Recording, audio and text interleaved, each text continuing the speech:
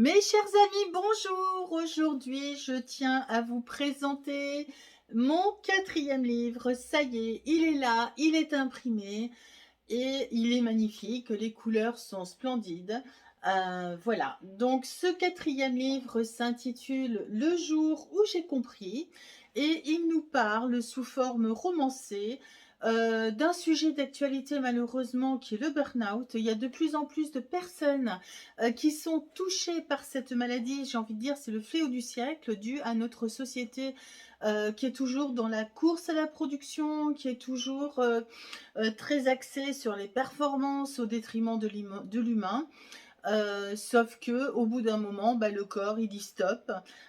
Pour l'avoir fait à 2 reprises en plus de 10 ans, je peux vous garantir que bon, c'est pas une autobio parce que l'autobio, c'était dans Enfin libéré, mais par contre, il y a quand même des informations que moi j'ai vécues et que je vous partage.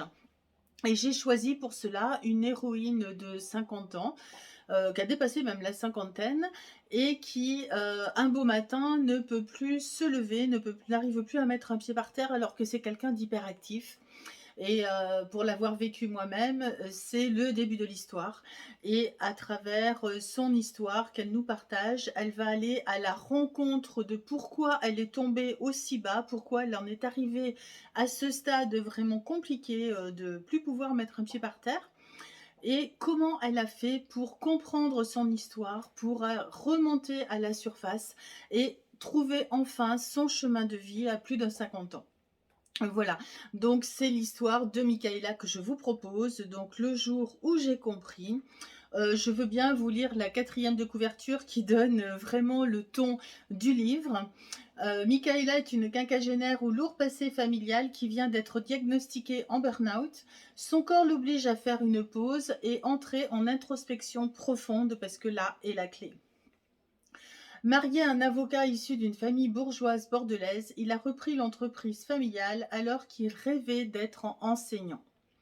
Même une profonde dépression successive à un choc familial ne peut le faire déroger de ce perfectionnisme professionnel. Michaela décide de profiter de ce burn-out pour reconsidérer sa vie et l'ajuster afin de lui redonner un véritable sens. Pour cela, il lui faut revisiter ses multiples expériences et en comprendre les messages. Là est d'une d'autres clés. Le parcours n'est pas simple, mais indispensable pour se libérer de son passé. Ce livre aborde de nombreux sujets et favorise les prises de conscience.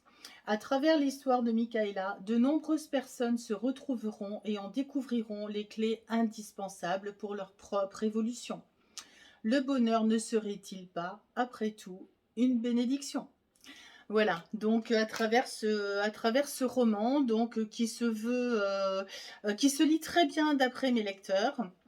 Je donne beaucoup, beaucoup, beaucoup de clés pour que vous puissiez vous-même vous retrouver dans Michaela, parce que Michaela, c'est un peu moi, c'est un peu vous, c'est un peu nous.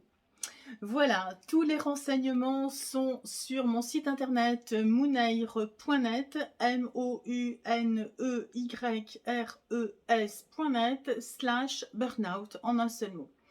Voilà, et je me tiens à votre disposition également pour en discuter plus amplement. Voilà, je vous souhaite une très belle journée et une bonne découverte de mon héroïne, Michaela, qui se retrouve dans beaucoup d'entre nous.